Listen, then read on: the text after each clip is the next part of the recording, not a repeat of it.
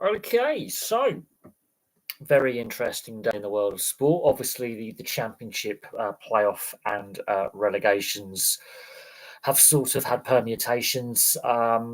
Very interesting playoff picture for the championship going into, I think it's next weekend, the playoffs start there. The promotion relegation battles have been heating up, and the European football season is winding down. We've obviously got the FA Cup final in 2 weeks' time between Palace and Man City. That's going to be really interesting. Be the third time Crystal Palace have made an FA Cup final and the third time against a club from Manchester. So maybe third time lucky. And if they do win, that's a trophyless season for Manchester City. There's the possibility of an all-European final between Man United and Spurs, depending on their second legs, although it's looking highly likely that Manchester United and Spurs will meet in the Europa League final. So we could have English clubs in all three European finals. I mean, I think Spain's done that before. So that's going to be quite interesting to see how that plays out. But all told, it's been quite interesting on the footballing front. And we'll see what happens in the next coming days. The Premier League season is just now the race for Europe, so that's going to be interesting to see what clubs finish where and how the FA Cup final, how that impacts things as well. If Palace win, how that alters who qualifies for Europe for next season. We've got we missed out by 2 points, but I think our two results against Coventry City if I look at it, and I work with a Coventry City fan, I think that's what's cost us in the end there is our two defeats to Coventry City. Just one team, for example, where we had a really bizarre record against when Coventry City were.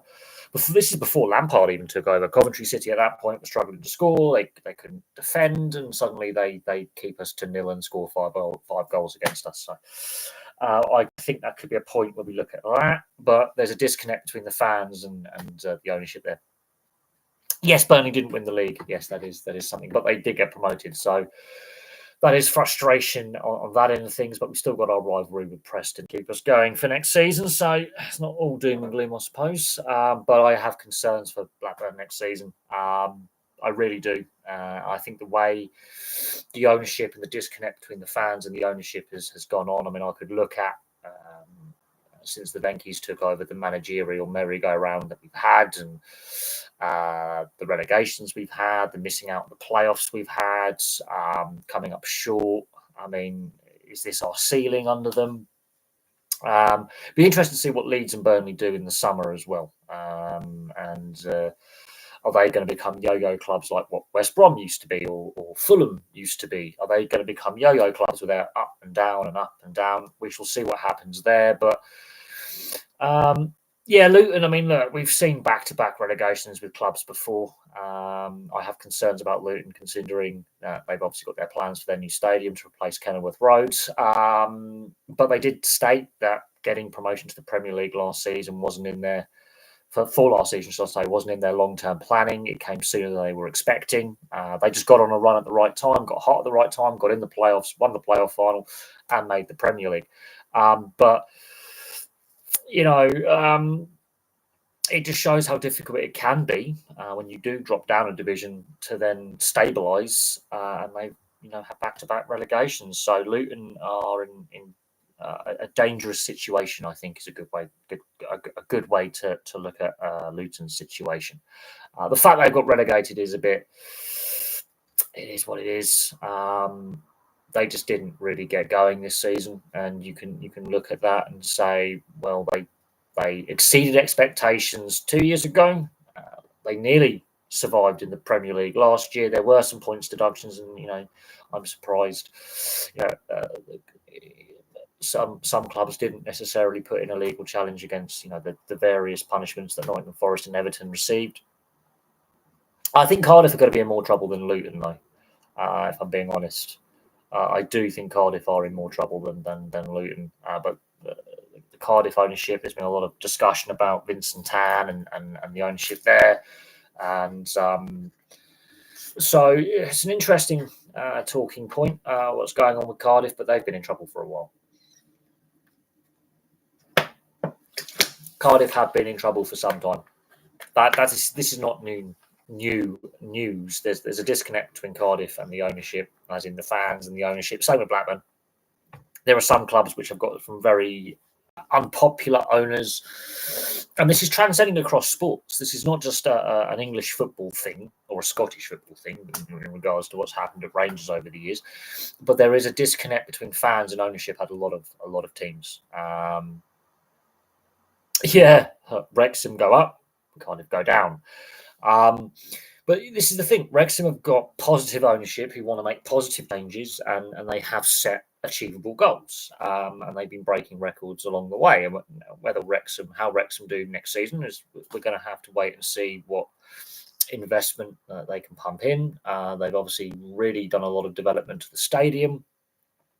To raise the capacity and also get it back up to UEFA and FIFA standard to hold internationals, because Wales have played games there. And they want to host internationals again. And, let's talk about the potential with what's happening with Rugby League, with the NRL interest in purchasing Super League or a stake in Super League, and that a North Wales team, could potentially be based there for future.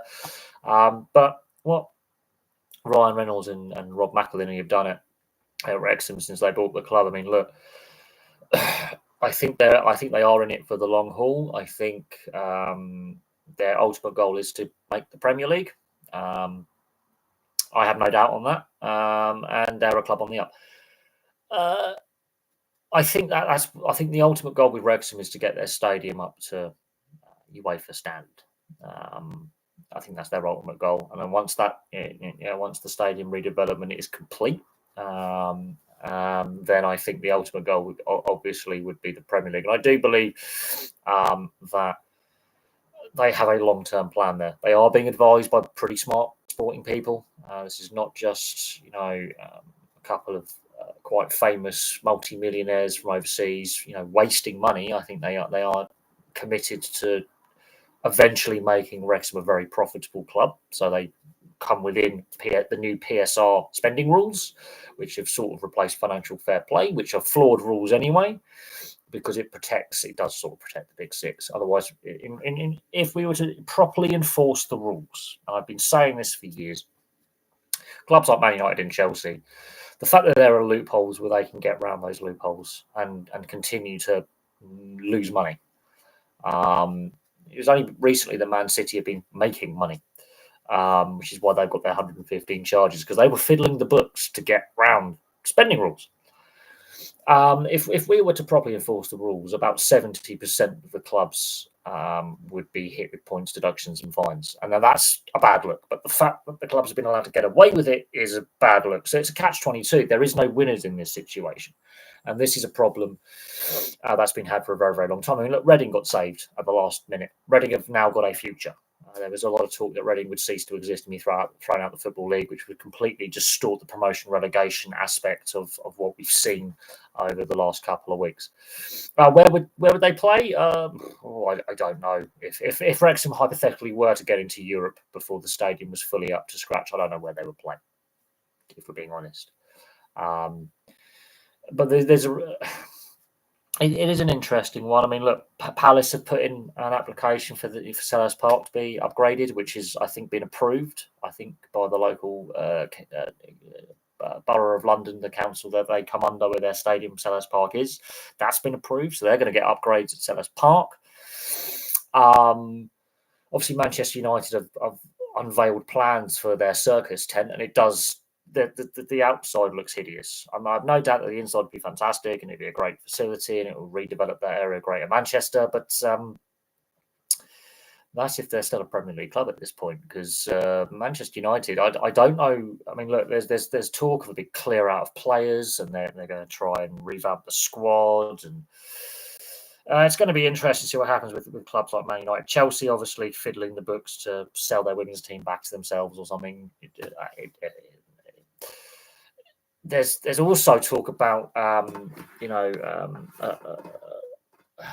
can't remember what Todd Bowley, what he has investment in a ticket resale company that's already put tickets for the World Cup next year up for sale, and future Rugby World Cups and things like that, when they haven't even been released by FIFA and World Rugby yet. And there's talk of breaching rules there and a conflict of interest there. Do you think Premier League teams are stronger than La Liga teams? I don't, as I say, I don't really follow the club game as much as I used to. I'm not as emotionally invested in football. So that is a subjective answer as well. If someone was to say, what's the strongest league out there? The fact that we could have English teams in all 3 European finals, there's a high probability of that happening, would suggest that, yes, we could have more depth in the Premier League. But this argument about which is the strongest league, for example, in Europe, is a subjective one. The Premier League makes the most money. So are you talking financially? Are we talking on revenues? Are we talking on depth, quality of depth? It's an interesting one. Are we talking style of play? I mean, honestly, if we think about it, we have got the deepest pyramid in Europe. I'm not saying we've got the most registered players, because I think Brazil, everyone's mad for football in Brazil, for example, and the population of Brazil is many times bigger than the UK. But when it comes to fully professional leagues, you could class the National League now as fully professional, pretty much. We probably got the deepest pyramid for registered players in Europe. So in that regard, we've got more talent depth, but I don't know. It's a subjective answer. That is a subjective answer. There's no right or wrong answer with that one. I think we're going to see a lot more A-list celebs buying lower league football clubs. There was a story yesterday about Malcolm Smith, who used to play in the NFL, buying Cheltenham Town. It's seen as a good investment from a North American standpoint. It's seen as because of the value of the TV rights, because of the guaranteed gate receipts, because let's be honest, the reason why association football has become the predominant sport rather than rugby league or rugby union, for example, it was a fully established league earlier, by a good several years. Association football established itself with the Football League and then the Football Alliance, which gets absorbed by the Football League at an earlier stage. Then Rugby League gets its established league in 1895. So association football had a near on decade head start over Rugby League. And then when it introduced the Southern teams, predominantly after World War I, but to a certain extent slightly before, it did change the dynamic. It's how the league formed and grew, the footballing pyramid, because you've got such a established system, and I can see more wealthy individuals, whether they're A-list celebrities or your Tom Brady's or your Malcolm Smiths, and from other sports buying in. I mean, look what's happened with Birmingham City, for example, with the Tom Brady-led consortium. Because we are seeing this. Ryan Reynolds has also been linked to potentially buying NHL franchises. Will Ferrell owns, LA. I think it's LAFC. We are starting to see it in a way where they're investing, but this is not a new thing. A-list celebrities like Hollywood actors and directors owning sports teams is not a new thing. Ex-athletes buying into other sports is not a new thing. I mean, Michael Jordan owns a NASCAR team. So, yeah, he owns a NASCAR team, and he's involved in multiple sports as a sports owner. He also owns an NBA team, but that's another thing. Yeah, Luka Modric. I mean, look, again, they obviously see it as a kind of a safe investment. and you get your returns. I mean, sports team ownership is I mean, look, Russell Crowe obviously in rugby league with the South Sydney Rabbitohs, getting involved in the ownership group there. I mean, it's not a new thing. It's not a new trend. I think social media has, I think, added a new component to that. But you know, um, Hollywood actors and directors and high profile celebrities have been involved with, like Elton John with Watford back in the day. Musicians, Elton John is a prime example I will use, where he bought Watford, which was his local team. He bought Watford, so this is not a new thing. Um, I mean, Jaromir Jagr with Kladno in the ice hockey in Czech Republic. His dad owned the team, and then he played for the team and was a co-owner of the team in part to help the team survive. But this, as I say, this is not a new thing. I think social media has added a little bit to the dynamic. I think a little bit. I think that has added something to it. I think it's a it is an interesting one, but I think Wrexham is a success story. You could argue Michael Jordan in NASCAR has had mixed results, but who was in this? Who was in the? Uh, was it Newman actor? He had a couple of motorsport teams, and it was a car racer. I mean, Rowan Atkinson's got a racing license. The guy who played Mr. Bean and Blackadder. He's actually got a racing license. He races, GT racing.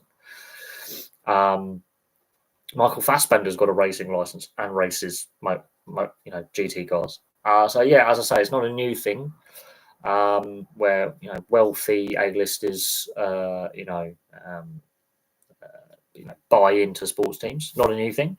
I do think it's becoming more prevalent than what it was before. Before it was a bit of an outlier, like it was seen as a hobby for some of these, wealthy A-listers, um, to buy into a sports team. It was seen as a bit of a hobby.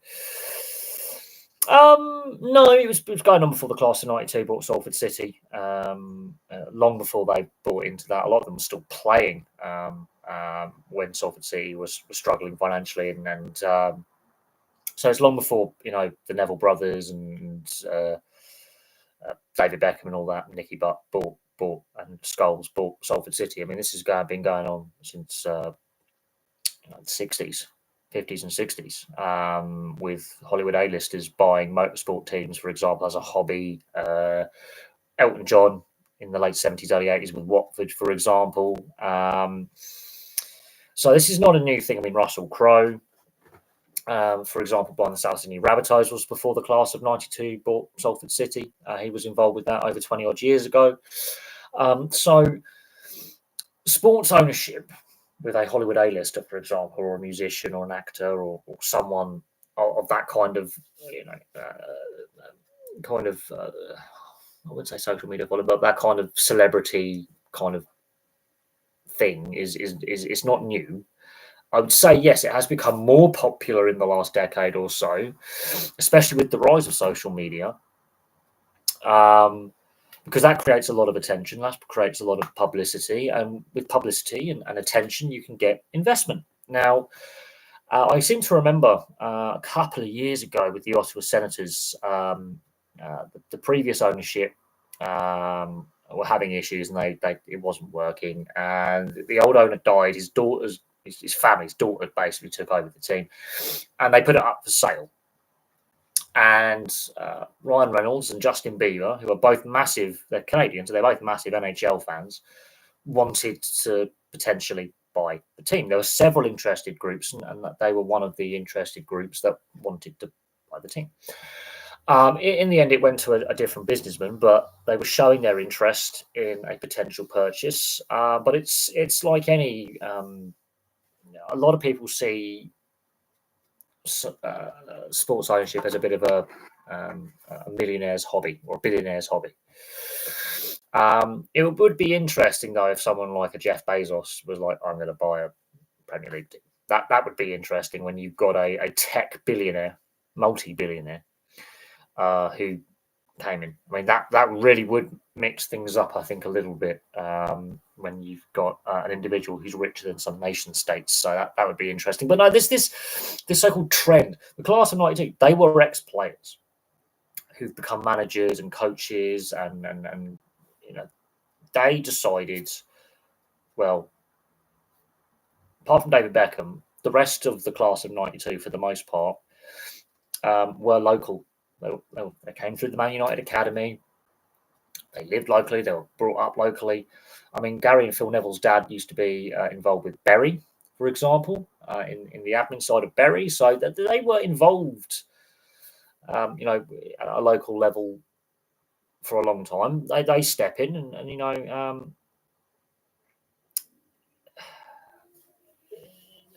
I think because they have been involved in the game as players and coaches and in ambassadorial roles, that sort of is a natural fit for them. But because they're so high profile within the sport that they participate in, then yes, it sort of makes a bit of sense that they took over Salford. But I think it was already becoming a trend with A-list celebrities. But Bradford City have been averaging some really high attendances at Valley Parade.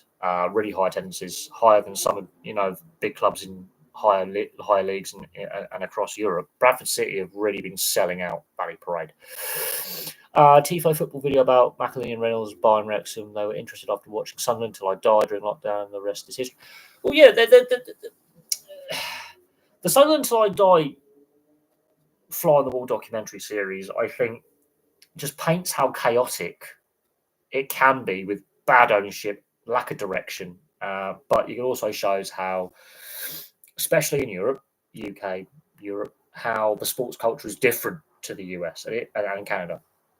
And this is something that I think the North American fan base and the North American, sporting public are starting to understand more, and they can. And when you explain like the European Super League idea to them and why fans across Europe were like, "No, we don't want this," they sort of started to understand a bit more, a lot more, that there is a disconnect, and a lot of North American fans don't necessarily like the franchise model system. And I've had discussions, and I've left, I've had very vibrant discussions in comment sections on other videos that other, YouTubers and media personalities, sports media personalities have posted in regards to the difference between European sports culture when it comes to the club community dynamic and North American franchise model. And I find it funny that when it comes to where they place, expansion teams or relocation teams in American major leagues, North American major leagues, that a city like, for example, I don't know, Nottingham or Bristol would be classed as a small market location. But Bristol's got 2 football clubs. It's got a rugby club. It's got an ice hockey team. Sheffield's got 2 football clubs, a rugby league club, 2 ice hockey teams. Nottingham has got, for example, 2 football clubs and a professional ice hockey team, and they're classed as small market. They are classed as small market. They'll be equivalent to Buffalo or Green Bay, where they have 1, maybe 2 high-profile major league teams, but they're classed as small market by their population size. Yet, ironically, the way Green Bay is like an outlier in North America, because Green Bay is in all intents, Green Bay Packers. If that was a European football club, that would, make sense. The Green Bay Packers as an organization, which is community owned, by the way, is a complete difference to the rest of North America when it comes to the major leagues. Their lack of promotion relegation, for example, because it's a franchise-based model, no one's going to sign up for that. No ownership group's going to sign up for that. And so I think that does potentially hinder player development. You can lose that connection with local boys and girls who go through the youth academy or play in the local youth league, get recognised by their local team in whatever sport, and work their way up to make the professional level. Whereas in North America, they have a draft system where there'll be players who've got no connection to, I'm just going to say Green Bay, the NFL, right? No connection to that pit of Wisconsin and Green Bay, right? No connection whatsoever. And they're from like Phoenix or Tallahassee, and they get drafted. And that's an interesting kind of dynamic. That is completely different. Where you look at the academy system in football, or you look at the community rugby league game, for example. I will also use Australia as well with how the NRL and the with the NRL first grade teams and how they have their development systems and their catchment areas, and the local club game in the lower grades. How they grow the talent internally. Um, yeah, that's completely alien to the North American market. They're slowly understanding the community aspect of our sporting culture. And the European Super League did highlight that we are pushing back against the Americanization of our sporting culture. Now, in regards to the NRL's potential takeover or potential purchase, they want to shrink the league to 10 teams. They want to basically make it a closed shop. And the clubs ain't going to vote for that. And I've had this argument that we need to maintain promotion and relegation because that aspirational aspect and the community aspect, otherwise you will kill the game. And this is where I think, again, this is why I think the US has failed to capitalize on its population size and the growth of association football, which they call soccer. And I know there's going to be North Americans watching this live stream at some point, so I will mention it as soccer for them, is the pay-to-play dynamic. So it costs a fortune in the US and to a certain extent Canada because you have to pay to play. And while the game has exploded in growth and participation and over the last 20, 30 years since the 94 World Cup, and even I think the 1990 World Cup, I think might have been a catalyst. When I was, researching the Major League Commissioners and I was looking at it, and I got to the MLS, I was, until I really started to look at it, yeah, well, I didn't really know a lot about the MLS commissioner, and they're thinking about maybe flipping their season to a traditional season from sometime in August, September through till May to align it with more the international calendar. But that may not happen until 2027. Well, Jacksonville, as a population size, is actually the biggest city in Florida. It's over 1 million people. So Jacksonville is not a small city. Green Bay, however, is smaller than Bristol. It's actually smaller than Nottingham. Green Bay is actually quite small for population. It's a very small city. And the fact that the Green Bay Packers, for example, in the North American kind of sports market dynamic, where you need the corporate money, you need the regional networks, the national networks, it's a different dynamic. And the fact that but Jacksonville is a big population. It's a very spread out city, but it's a big population in that city. LA and New York. I mean, look, when we're talking about how the Jaguars and the Green Bay Packers, Jacksonville as a city is a big population. The fact that they suck as an organization is down to ownership and just a bad team. But Jacksonville, Jacksonville as a city, I think the metro is actually Miami's the biggest metro because there's other cities around the Miami area that make up the greater Miami-Dade County metro. Dade County. That's about 6 or so million people. But Jacksonville as a city, on a standalone city, is a bigger city than Miami. Smaller metro, but it's a bigger city. Tampa and St. Petersburg is a far smaller metro. But Florida is a very heavily populated state where a lot of the metros sort of merge into one. But Miami-Dade County, the Miami-Dade metro area is bigger than Jacksonville, but Jacksonville as a standalone city is bigger than Miami. Miami's about 600,000 people. Jacksonville's 1.2 million. If I remember my geography stats, I'm not really a stats person, as you know, but I do try. I do try and keep up with.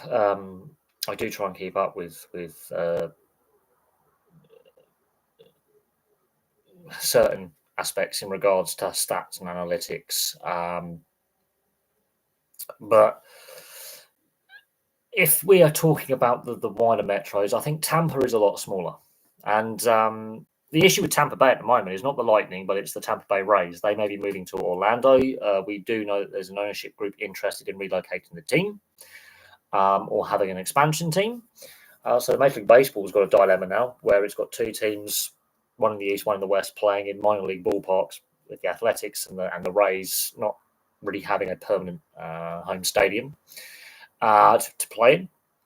And there's a group from Orlando that are very, very interested in relocating the Tampa Bay Rays to the Orlando Metro, which is not actually that far, and renaming the team. And then they've got money behind them, they've got investors behind them, and that's an ongoing issue that Major League Baseball's got to look at. But that's a subplot. I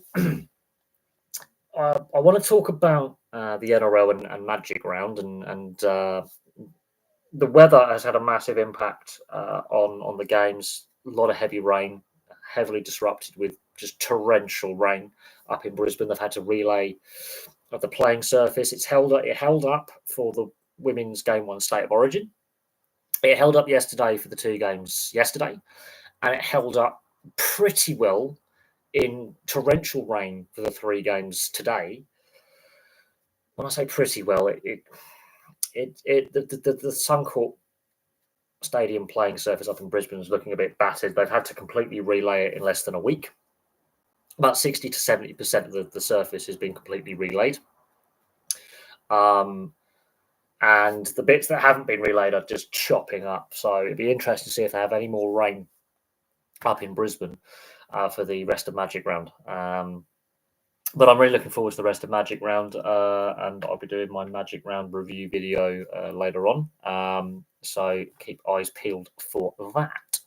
But no, the high tackle crackdown last week, that was ridiculous. 18 sin bins. I know some were for professional fouls, but 18 sin bins and 29 players on report for various acts of foul play. And then so far, I think it's one sin bin so far. Midway through Magic Round, I just find it the inconsistency there. Although admittedly the players have been a lot better behaved in regards to the tackle area. Last week, the round 8, I mean, Anzac Round was dominated in the headlines not by what the players did in regards to their skills and defences and attacks, but by the sin bins and suspensions that have been dished out to players. This week, only one player has been sin binned, which I find interesting. And that was for a professional foul, pulling a player out the way and a try scoring opportunity. So there's a lot of pressure on the NRL to, figure out their punishments and refereeing standards. And I think a lot of people have been highly critical of the inconsistencies with NRL referees this season. Also, the NRL is going to look at reviewing how the salary cap system works because they haven't had a review of that for a while. That's going to be interesting because the salary cap is due to go up quite substantially with the NRL, with the Vegas money coming in and the upcoming TV contract negotiations.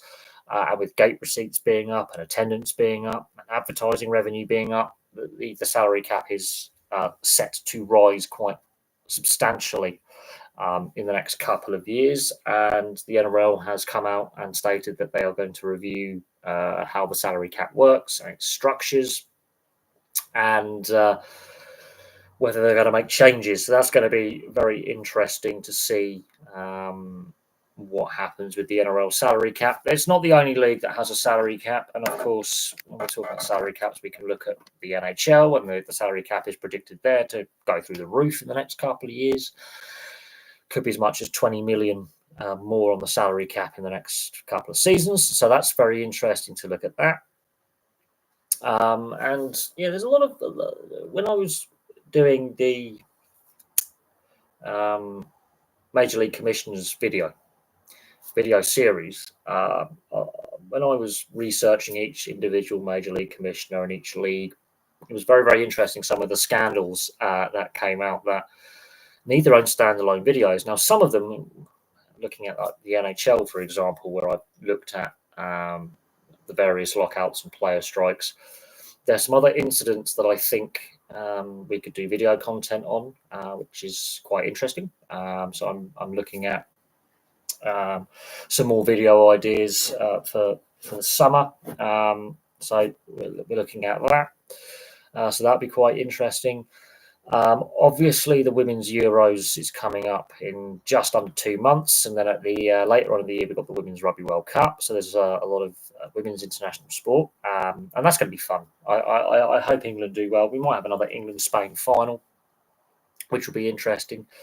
And there's a lot of talk about can the England Lionesses defend their Euros title that they won at Wembley against Germany, considering how the World Cup final went a couple of years ago, where they just didn't quite get the job done against Spain. They just were second best in that game. The Women's Rugby World Cup, obviously, New Zealand won the last one. England want to win this one. That's going to be an interesting head-to-head there. And so there's a lot of really interesting major sports events coming up, which are going to be fun to look at and fun to watch and dissect and do match reviews on. I was really impressed with Women's State of Origin Game 1, considering this is their first real match in anger for these players, apart from the test match at Vegas that they've had. These players are still technically in their pre-season. And that was a real fun contest that was in the balance. And then suddenly in the second half, New South Wales just, blitzed, demolished the Queensland sides. There was a lot of debutants. It was a really interesting game. I did feel that the playing surface held up, rather well.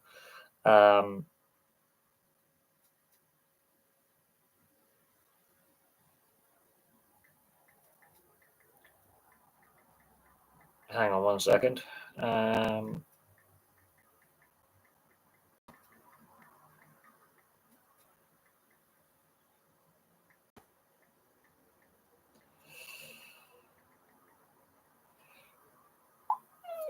But yeah,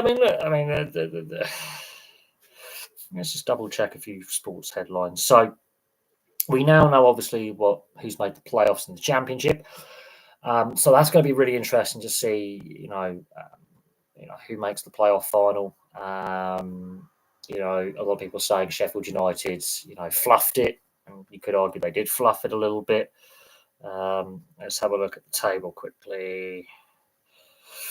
So this is the final championship table. Leeds champions on goal difference over Burnley. Both had 100 points. That is interesting. Sheffield United slipped back to they finished with 90 points in third.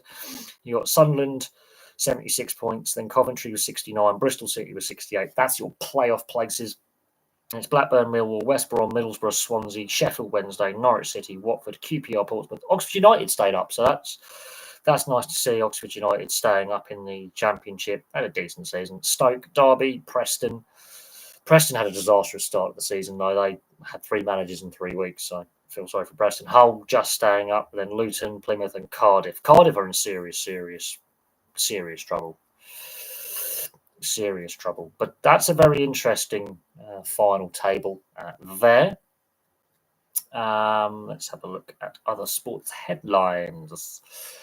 Obviously, since the last live stream, also Rory McIlroy's won the Masters, so he's finally got that green jacket that he's promised for so long. Let's have a look at the sports news.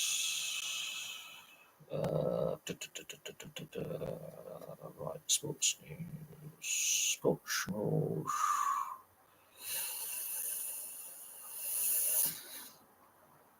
Oh, Ipswich drew at Everton, and Leicester finally win a game. That's mad.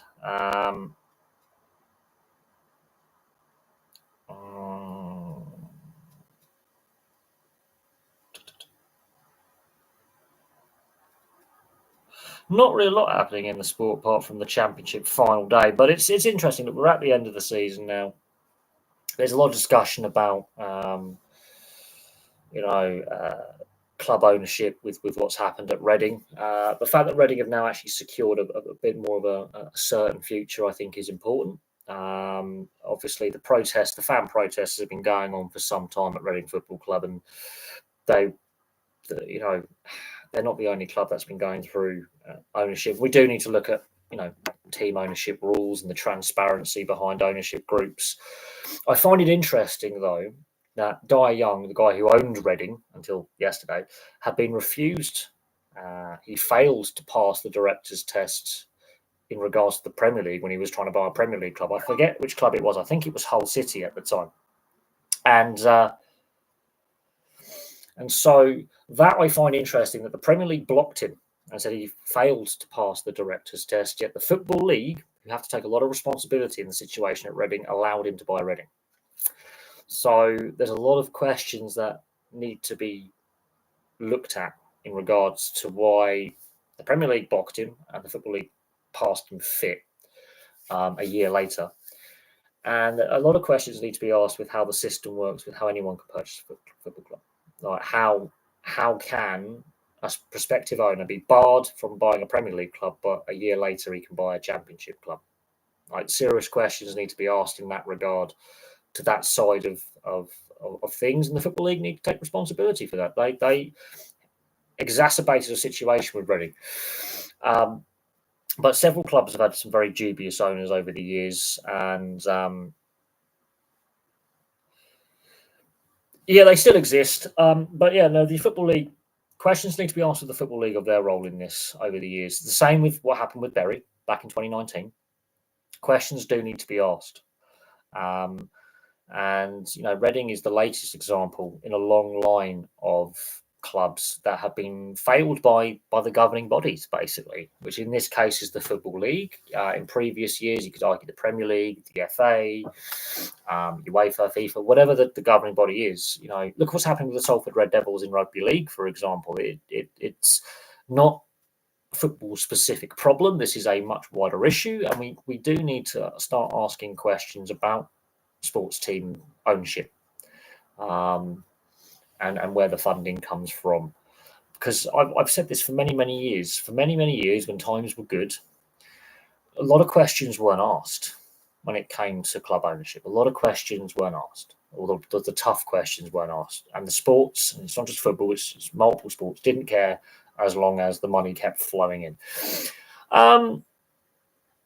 The Football League does have to take a lot of responsibility, and this is where I say the governance has been poor for a very long time, which is why you get attempts like the European Super League happening.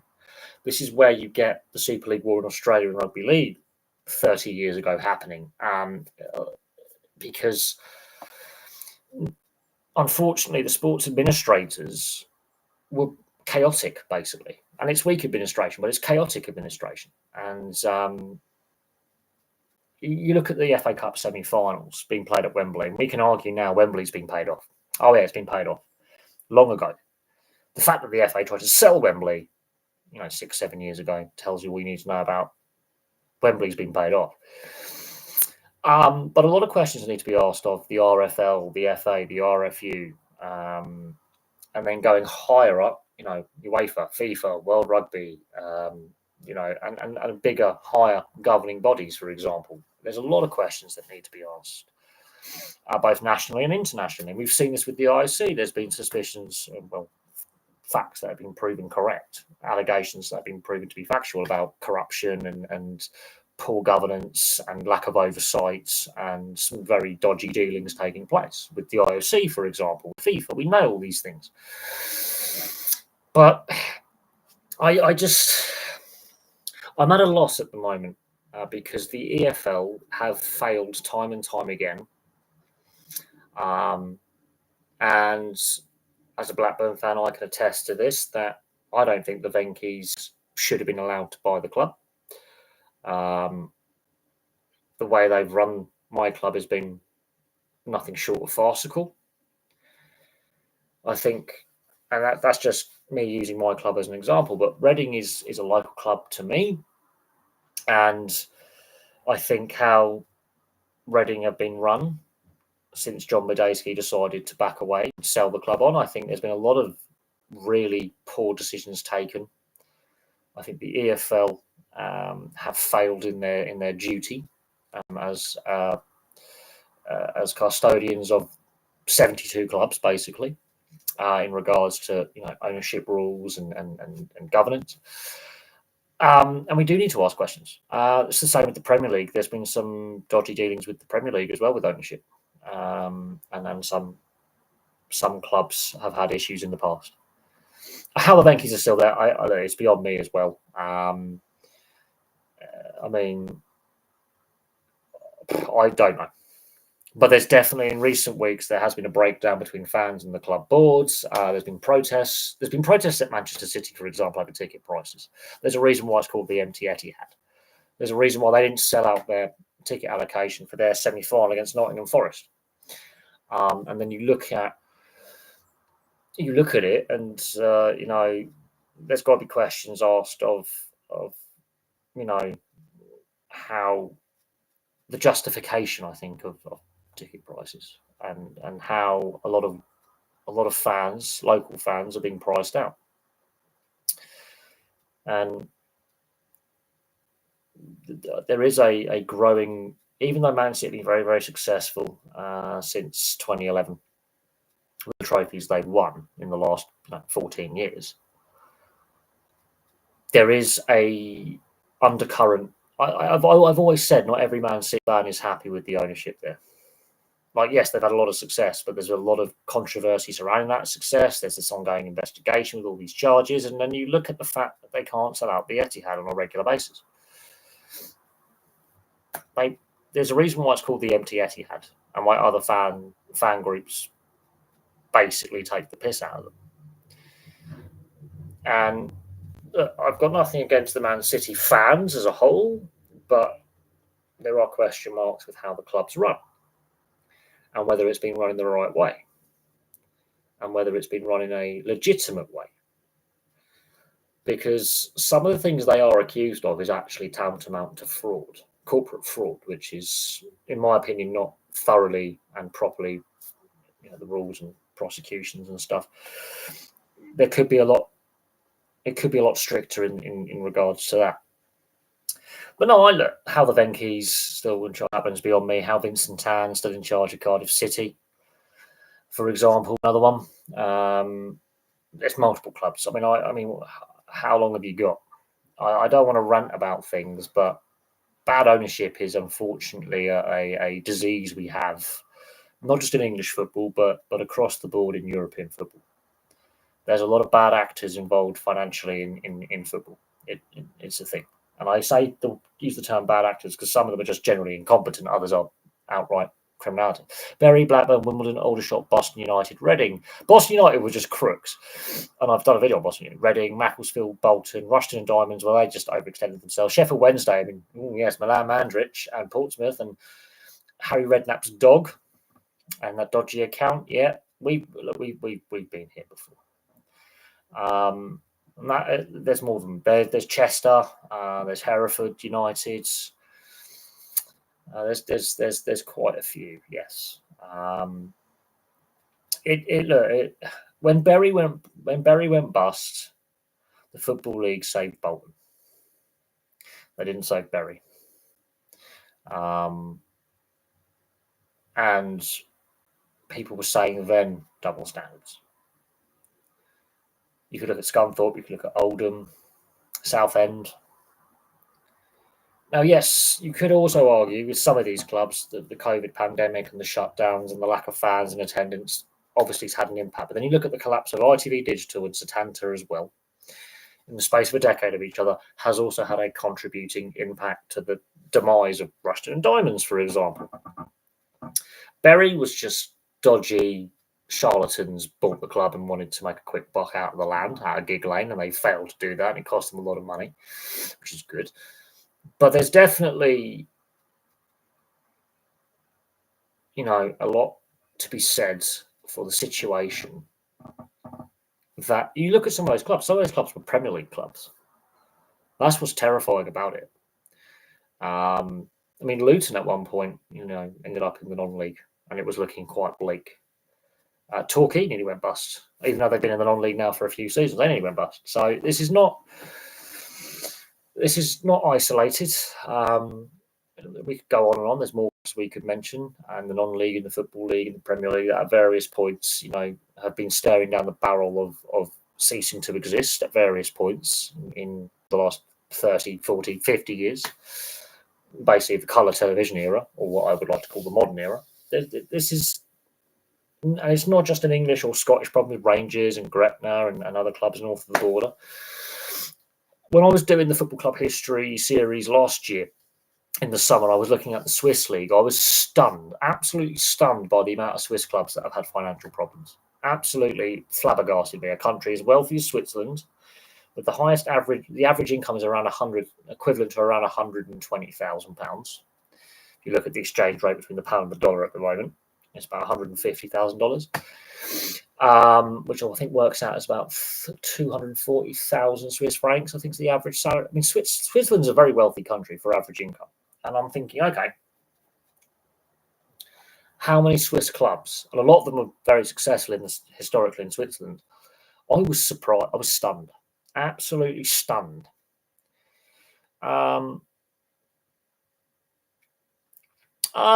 You're pretty sure half of English football's been screwed over by bad owners and the EFL and the FA's incompetence at some point, probably. Probably at some point, yeah. I think that. I know that the independent regulator is a bit of a hot topic because UEFA don't like government interference and the fact it's going to have to require government legislation to exist, even though it's going to be independent of government interference. But there needs to be I think there needs to be something because, unfortunately, I think the FA, the Premier League, and the Football League are just not up to scratch. They're not. I think they are failing the game. But then we can look at the RFL, we can look at the RFU, and we can look at the Welsh Union, Rugby Union, for example. We can go look at North Border Scotland. And I don't know where... this is an interesting one. This is a very interesting one because there's a lot to digest and discuss and break down and look at.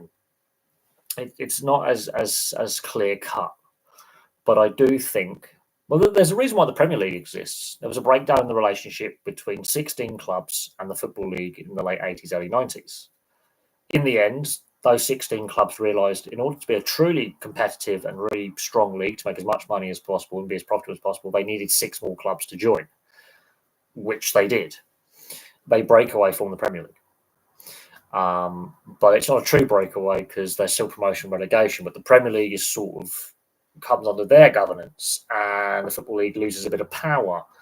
Now, there is a discussion about potentially expanding the Football League to include the National League and the National League North and South, and that would give a bit more say at the table in regards to TV negotiations and other stuff. But all said and told, I do think that the entire league structure has got there's a lot of issues. There's a lot of politics.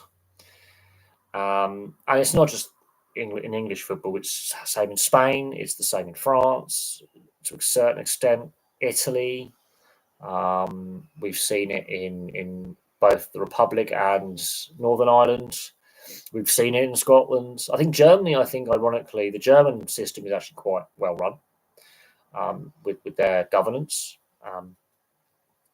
But they've got flaws as well. They've had scandal in German football. There is no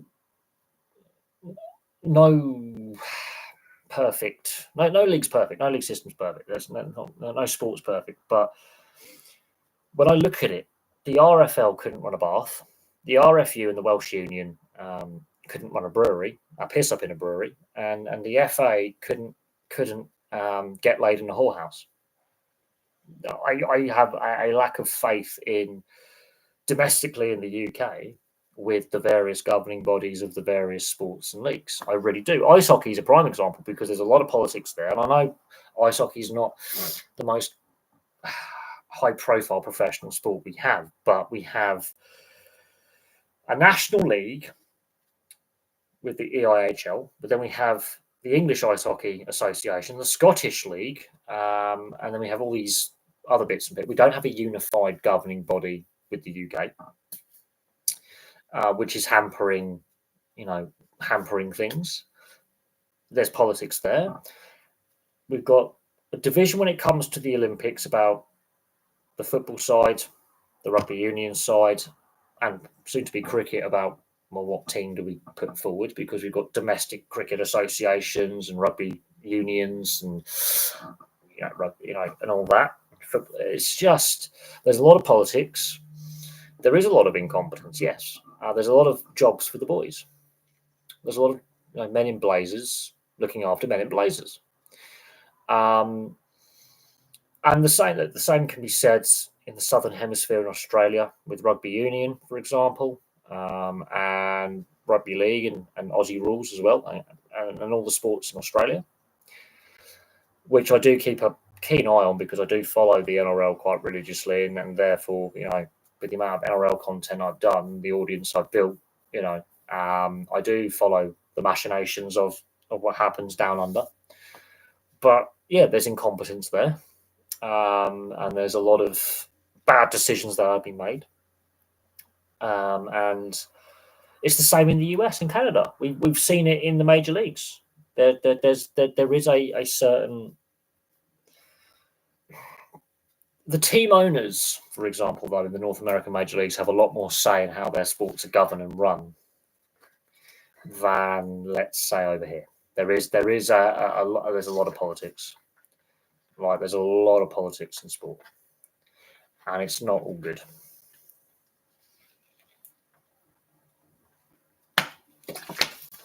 But I do have to agree that the level of sports administration,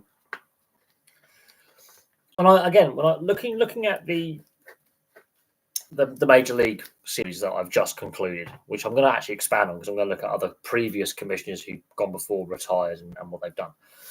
It's very interesting that the commissioners that seem to do the best are the ones that are very low profile. So the MLS commissioner, who's, I think Don Garber's his name, never really heard of him.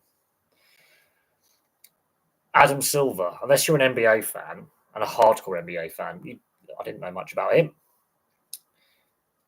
But when we look at the leagues that have the most controversy, like the NFL, the NHL, Major League Baseball, the commissioner's quite a public figure. So Gary Bettman, Rob Manfred, Roger Goodell. And what I find very interesting with those major leagues is the amount of controversy with players and teams and a lot of negative headlines. Whereas the NBA and Major League Soccer, there's not as many controversial moments. And so Don Garber and Adam Silver, for example, as commissioners of those leagues, are very low profile. But the NHL with Gary Bettman, very high profile. Fans don't like him. A lot of distrust of head office with the NHL. The NFL, Roger Goodell, he's quite a public figure, and there's a lot of debate there. And Major League Baseball is just shambles at the moment. The NFL's controversy comes from mainly players off the field. Well, yes and no. Yes, in regards to a lot of. I mean, there's a website actually dedicated to telling you what NFL players, past and present, have got criminal charges and federal charges against them for a variety of some quite nasty stuff. But no, the NFL does have a player culture problem. And there's no secret on that. That is a well-known thing that there's a lot of off-field controversy with a lot of negative headlines, with a lot of scandal. And that, I think, does hurt the image of the NFL. But we've got so used to it. It's like, oh, another player's misbehaved. Okay. And that's the attitude from sports fans is, oh, another player's misbehaved. And it's not shocking to us anymore. It's not. It's the same with footballers over here, for example, when they misbehave. It's not shocking anymore. But I look at, and now rugby league and AFL and rugby union are going the same way with player misbehaviour. When it comes out that a player has been done for drugs offences or doping or domestic violence or drink driving, back in the day, that's quite shocking. That's really disappointing. That's quite shocking. But now it's starting to become, oh, okay, another player's misbehaved. Moving on, nothing to see, and it's just a sort of resigned kind of shrug of the shoulders from fans, like, it's happened. Okay, we're not shocked by it anymore.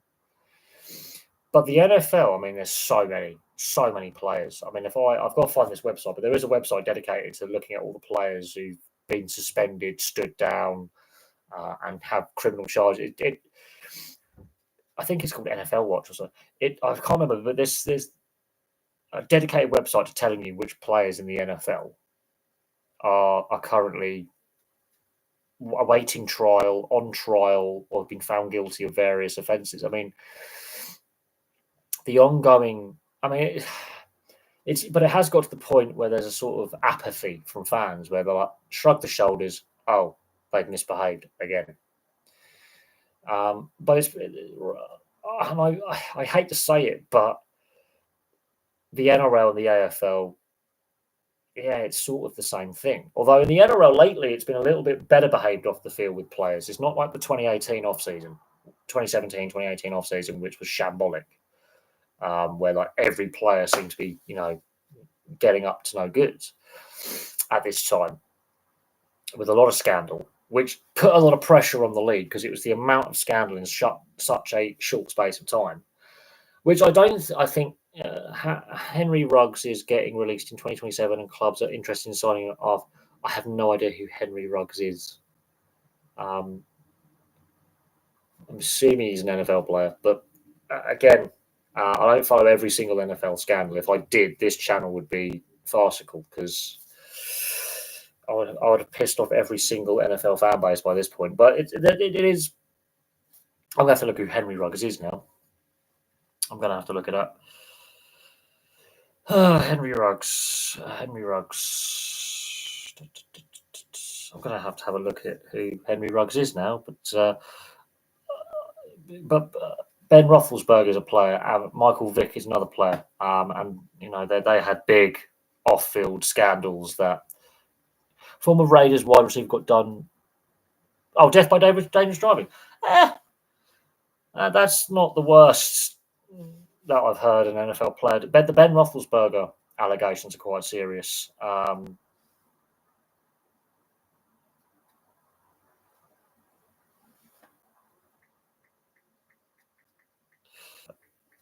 The Ben Roethlisberger one.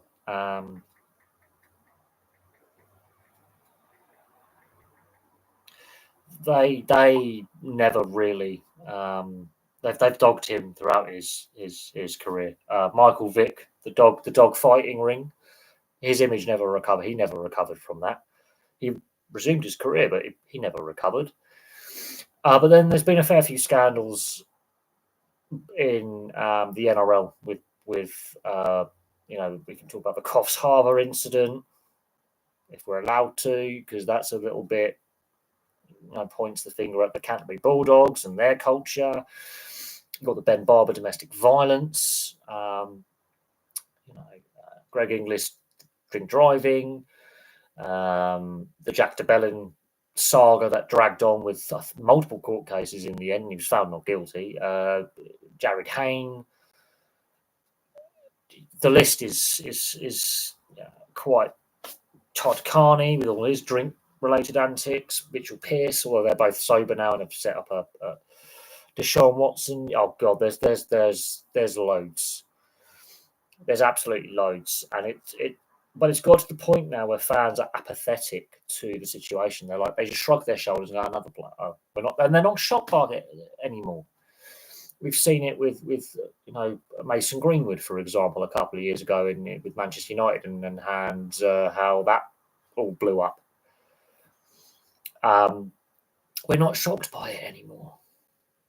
But at the same time, there's going to be a sport where we are shocked by it. And I don't know what that sport's going to be, but there's going to be a sport we are absolutely left flabbergasted by, stunned by the individual who has some off-field interaction with the law or otherwise, and that is going to be, a what I would call a mic drop moment where that's happened. And it's going to be something that I think is going to start. But Michael Vick, Mason Greenwood.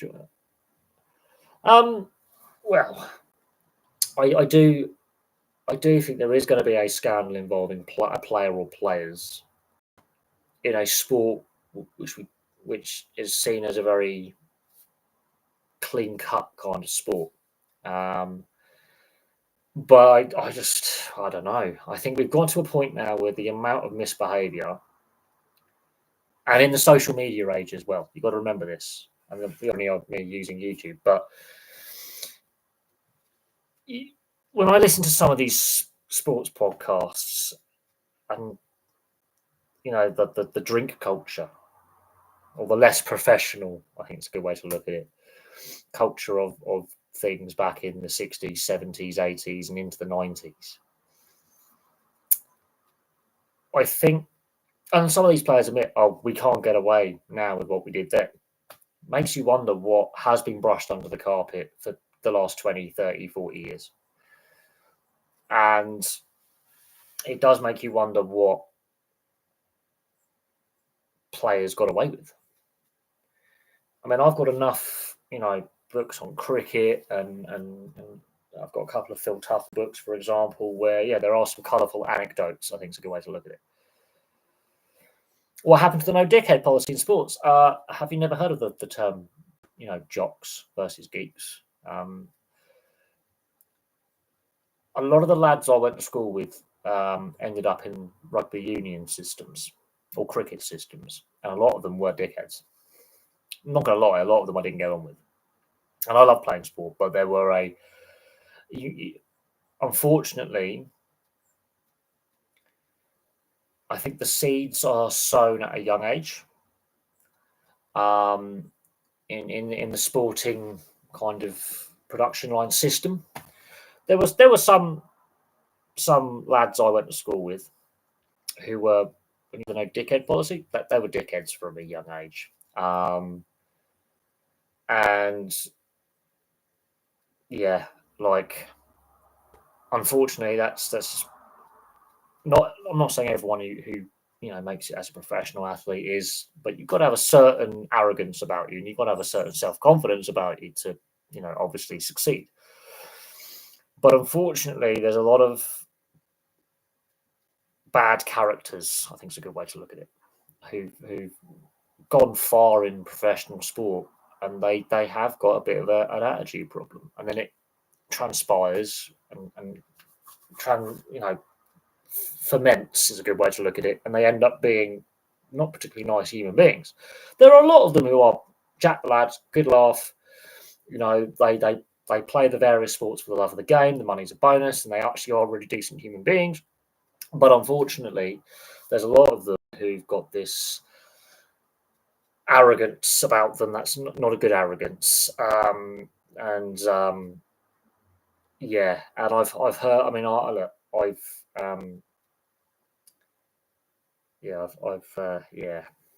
got my views on. I think that there is still a big, I wouldn't say pub culture, but a big boozing culture at the lower levels of sport. There's just a lot. You've got to have a certain set of characteristics, especially in the contact team sports like rugby and rugby league and ice hockey, and where you are bashing the shit out of each other. You've got to have a couple of screws loose. You've basically got to be a psychopath to be willing to get bashed and dish it back out. You've got to have a certain level of mental instability there, and a little bit of stupidity there. And we see it translate with a lot of these team sports, semi-contact and contact team sports, where especially post-retirement, a lot of them go off the rails, and even when they are playing, a lot of players are off the rails. Basically, we see it time and time again. So I'm not surprised with the NFL with the amount of players that have lost their way.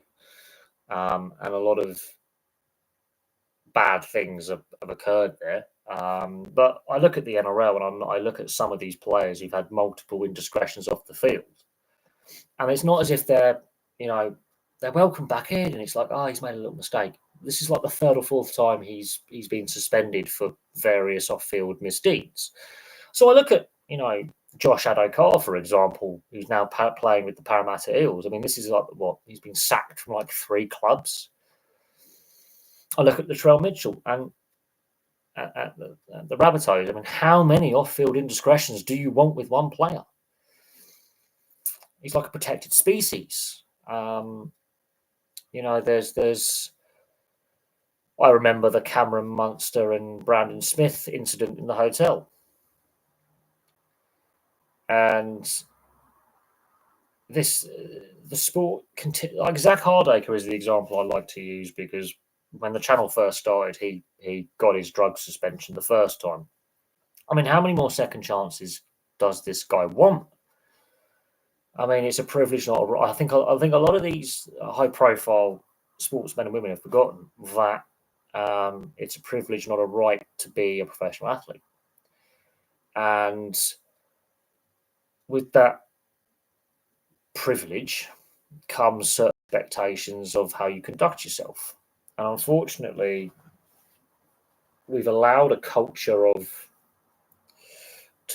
to fester where, as long as the individual is talented enough, we'll overlook the indiscretions. Will be, cotton mitts with player X because he's super talented or she's super talented. Because there have been some female athletes who've had some interesting, colourful off-field indiscretions. But I use players like Josh Adokar, I mean, Christ, and Latrell Mitchell. I mean, they are.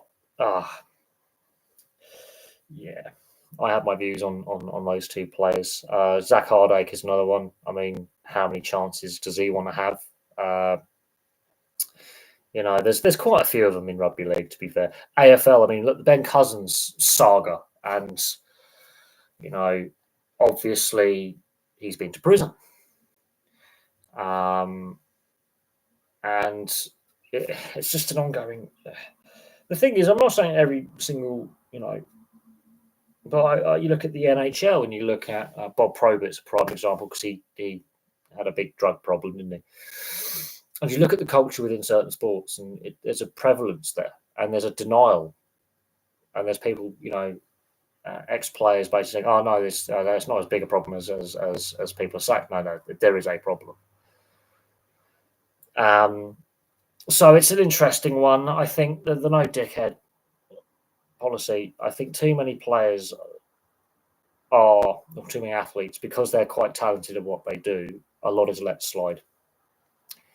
Because they put bums on seats.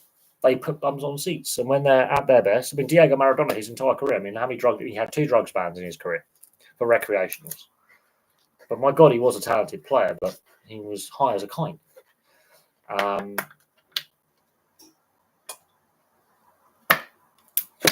mean, the Edmonton Oilers team of the 80s, they won those Stanley Cups with Columbia marching powder in their system. And they were high as kites. There has to come a point where we need to look at sporting culture, and are we allowing too many things to slide because player A is quite talented? So it's like Paul Gascoigne. There's a prime example of yes, I don't think Paul Gascoigne was a malicious person. I don't think he is at heart. But he became a malicious, we know about the wife beating allegations, we know about his drug and alcohol use. But Paul Gascoigne, I think, was failed by those around him. And my God, he was one of the most talented players ever to play the game. I have no doubt on that. He was failed by those around him. And then it leads to later on where his addictions are becoming so bad that, there is a domestic violence involved in there, and there is, the mess that is his private life. But it was clear and obvious early on that, He was a bit of a cheeky chappy. I think the media had a part to play with Paul Gascoigne as well. And it's very sad to see what's happened to Paul Gascoigne. But then there are others where, allegations have clouded them for a long time and followed them around. Ryan Giggs. Everyone thought Ryan Giggs is this, one club man, brilliant player, became a national coach, national captain, serial winner. Look how many winners' medals he had, and then we find out he's a cheating, lying, wife-beating scumbag. But and his reputation. Tiger Woods in golf, fantastic player. His private life was just destroying him.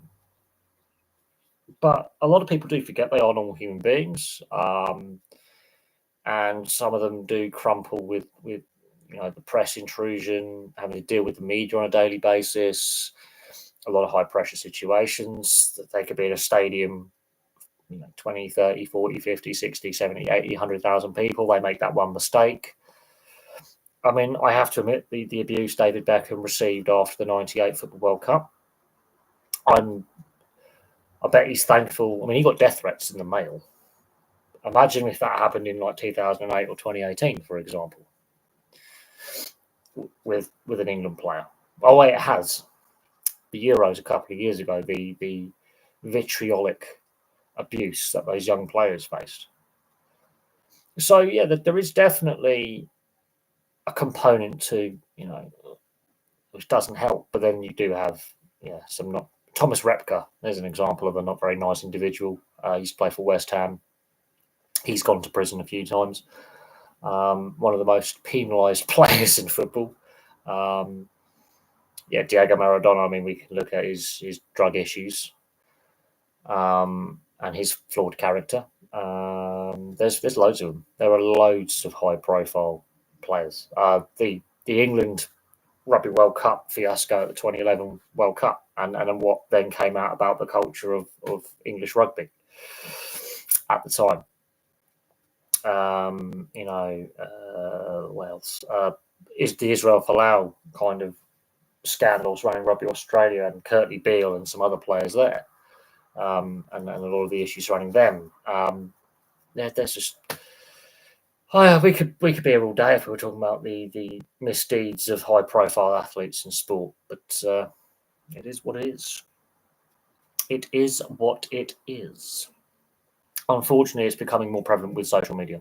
In the days before social media, it was players, athletes could get away with a bit more. They generally did.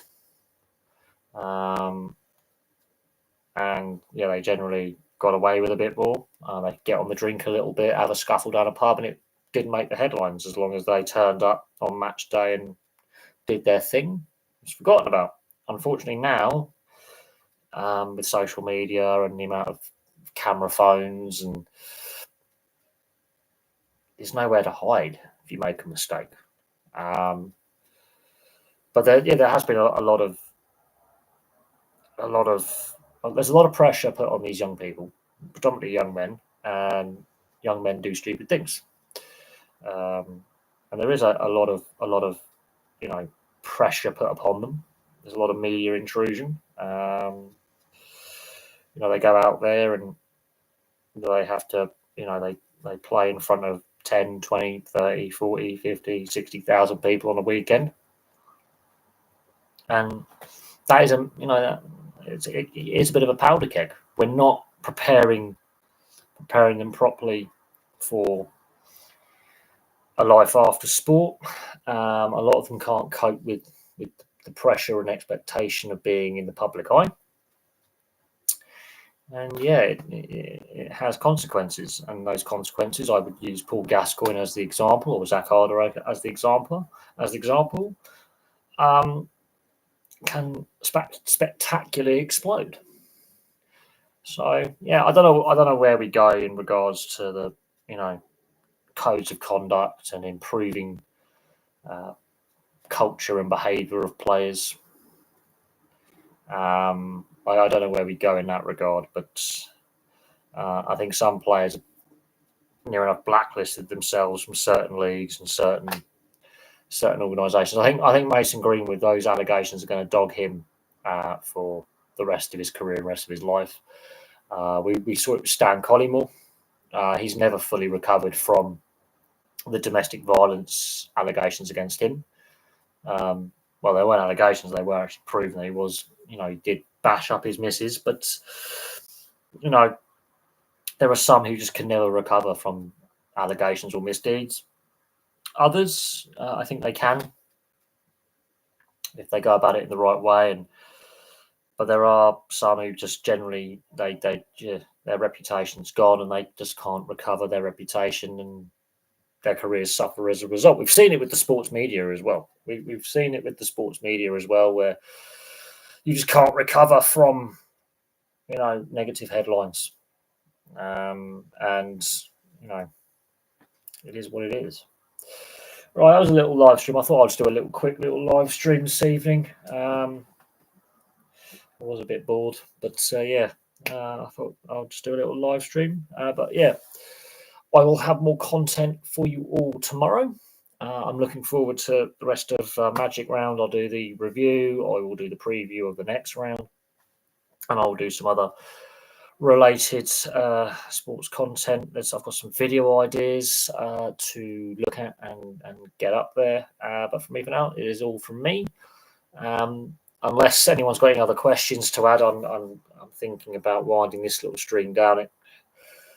It's been a very hot week, hasn't it? It's been a hot couple of weeks. I mean, what is it? It's a bit cooler today, but it's been brutal the last few days. Heat-wise, I've got a bit of a suntan.